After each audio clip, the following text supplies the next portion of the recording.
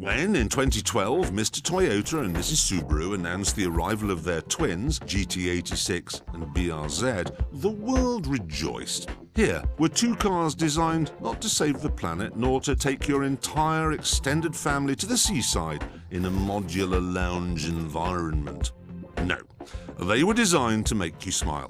They were small, lightweight, skinny-tired, rear-drive and affordable. This was the beginning of a new age for sporty motoring. Only it wasn't. If you looked hard enough, there've always been affordable cars designed to brighten up your day. Mazda especially has always provided for the enthusiastic driver. That's why it made the simple, wonderful MX-5 and the RX-8. The Honda S2000, meanwhile, is a complete screamer, and it's possible the same applies to the Hyundai Genesis. But I'm not sure, as it's only sold in Korea and the United States.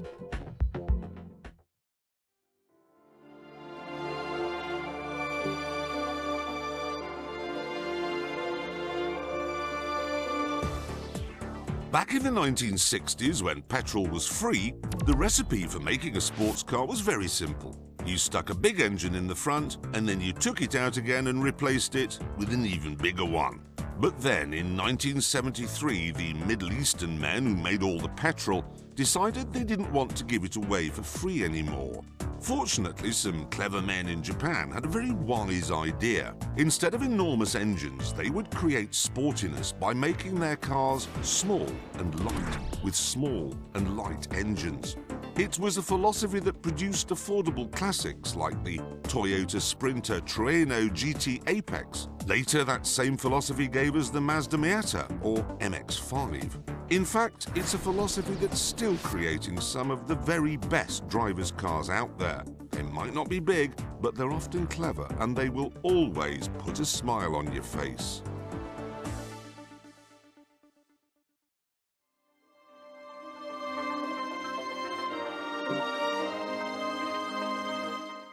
Look very closely at this group and you will find the Audi Sport Quattro, a Ford and a Toyota. Otherwise, it's all Subaru Imprezas or Mitsubishi Evos. Literally thousands of them. Of course there are. This is the production rally group after all, and as we all know, only Subaru and Mitsubishi make rally cars. Or did make, at least. However, if you are over the age of 12, and before you all head off down the road in whichever vintage Impreza Evo takes your fancy, do take a steer in the Escort RS Cosworth. Because without the Ford, there would be no Evos and Impreza. The Cosy invented the concept of a car as hooligan. Think about it. Largely unsophisticated four-cylinder turbocharged engine? Check. Unjustified sense of invincibility inspiring four-wheel drive? Yes. Leery aerodynamic appendages? Oh yes. Not that you care, what with all those Imprezas and Evos to play with.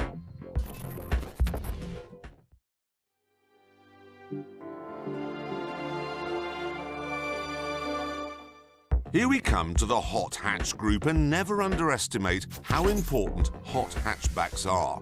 Back when they first appeared, they gave drivers hope. They showed that a sports car didn't have to be a rusty, leaky old Triumph or MG.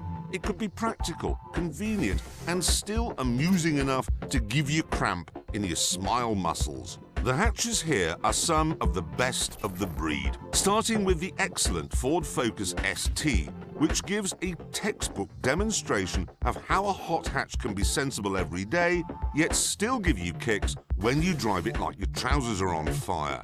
Then there's the VW Scirocco R, technically a coupe, but it has a hatchback, and with 260 horsepower, it's definitely hot, so it's going in here. And if it's even half as likeable as the Mark I Scirocco I owned many years ago, then you'll want to marry it.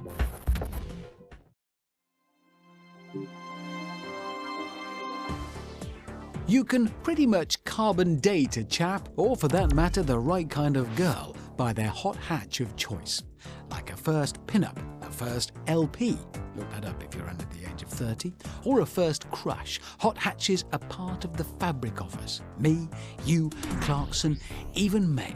Because it was okay to dream about hot hatches long before you were ever old enough to think about actually owning one. And it was okay to do that because we all might, if we worked hard at school, actually one day be able to afford one. So where are you going to start? Where hot hatches did with the VW Golf GTI, or its slightly chubbier but faster offspring, the Mark II GTI 16 valve. Then again, maybe Volkswagens aren't your thing.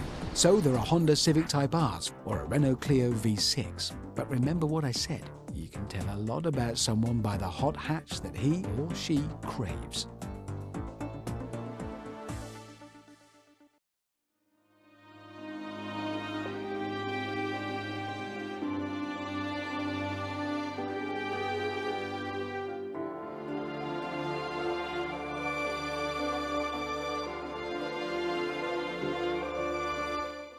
There are those among us who believe that small is better. That little something with the bulk engineered out of it must necessarily be more highly evolved. Phones, gadgets, television presenters. When it comes to cars, it should be relatively simple. Small cars have space only for small engines, and small engines, as we all know, means small power.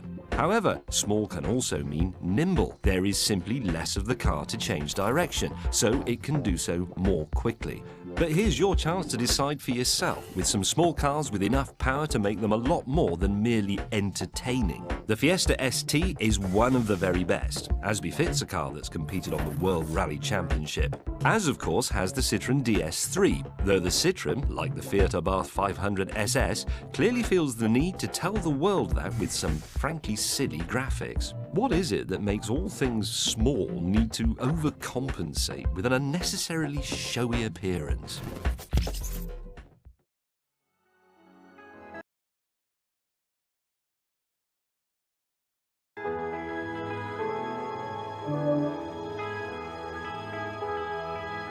There was a time when simply going fast was all that was required of what we call sports cars.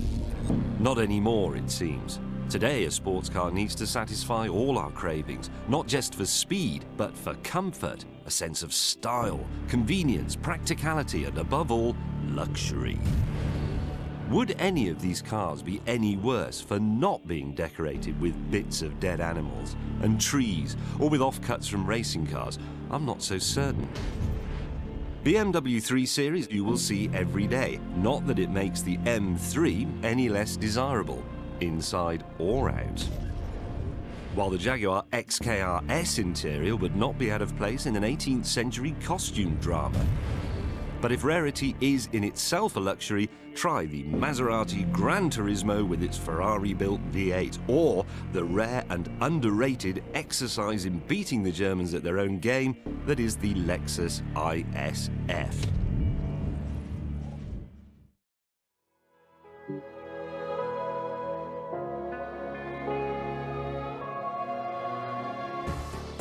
Any idiot can build a supercar. Find a giant engine, glue a load of carbon fibre to the outside, give it a silly name, and sell it for £1 million. No need to worry about boot space or comfort or whether the aircon works. But a car that's good to drive and that you can use every day, that's as challenging as building a fighter jet that's also easy to park in a multi-story. But when it goes right, well, you end up with something amazingly special. Something like the BMW M3, one of the very best fast cars of recent years. And don't forget Mazda's RX-7, the Toyota Supra, the original Skyline GTR, provided that is they haven't been improved by a spotty 17-year-old in a daft hat. These, I'm pleased to say, haven't.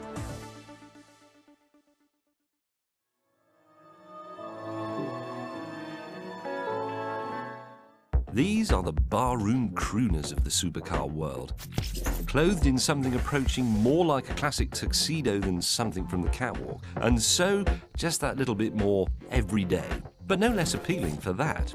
Even its name, California, tells you all you need to know about Ferrari's easy-driving car. This is a car in which to enjoy the sunshine, to spend rather more time enjoying the scenery passing by than counting down the meters to the next breaking point.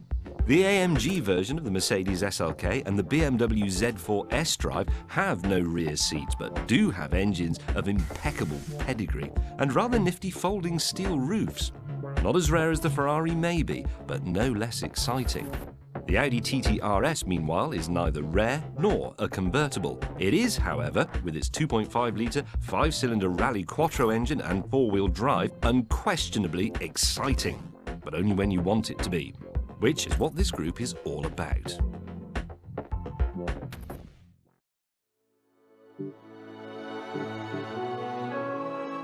Although we are calling this group executive, these are not the cars driving far too close to the back of your car in the fast lane. Oh no, this lot are long gone. What started out as a blue-collar thing in the United States of America, putting ridiculously large engines in otherwise ordinary saloon cars, has become a white-collar pursuit in Europe. And nobody does it better than BMW in its motorsports division and Audi with its four-wheel drive RS cars. Those BMWs feature, of course, completely unnecessary V8 engines. The 2003 example M5 had a 5-litre V8, while the more recent 2012 model also has a V8, only this one is smaller and has turbochargers, 2 of them. Likewise, the Audis, the raffish RS5 with its clean air breathing 4.2-litre V8 and the rakish RS7 with its twin turbo V8. The turbos are there to save the planet, apparently.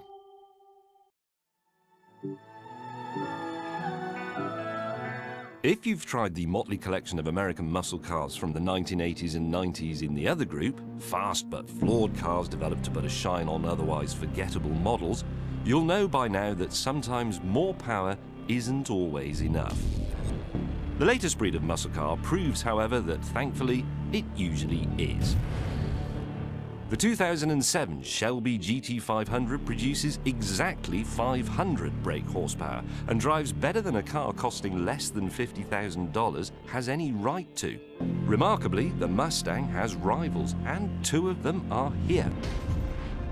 The Chevy Camaro ZL1 with its 580 brake horsepower V8 and the Dodge Challenger SRT8 392 with its throwback cubic inches badge. In modern money, that's 6.4 litres.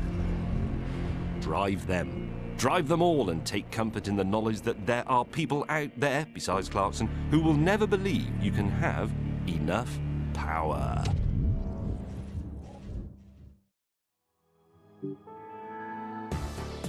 Muscle cars were once engineered to make ordinary cars go faster.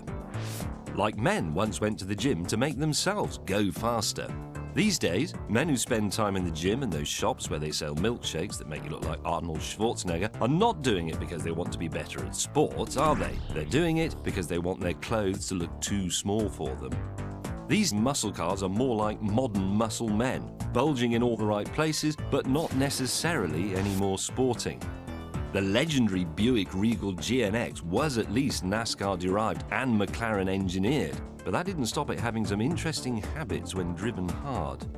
The 1993 Ford Mustang SVT Cobra, meanwhile, was a last-ditch attempt to bolt on some credibility and some speed to the generally forgettable third-generation Mustang. I'm not saying the cars are slow, they're not, or unexciting, they're not. It's just that, like that man with the power shake, they may be a bit embarrassing to be seen out with.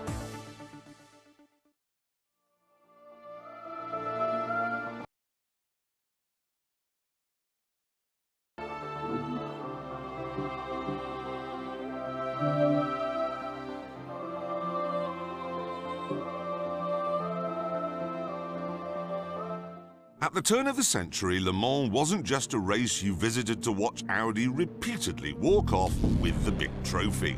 It was a race you visited to watch harder, nastier GT versions of fast road cars kicking great lumps out of each other's bodywork. Here then we have some of the finest production cars born of the racetrack. Cars like the Dodge Viper GTS ACR, a car so violent it makes the normal 8-litre V10 powered Viper look timid. Cars like the 360 Challenge Stradale, which packed Ferrari's GT racing know-how into a car you could drive to the shops, as long as you didn't mind arriving at the shops with blood gushing from your ears. Many of these cars should never have been allowed on the public road. They were designed to race, and be warned, they do not suffer fools gladly. Tread carefully and pack fresh undergarments.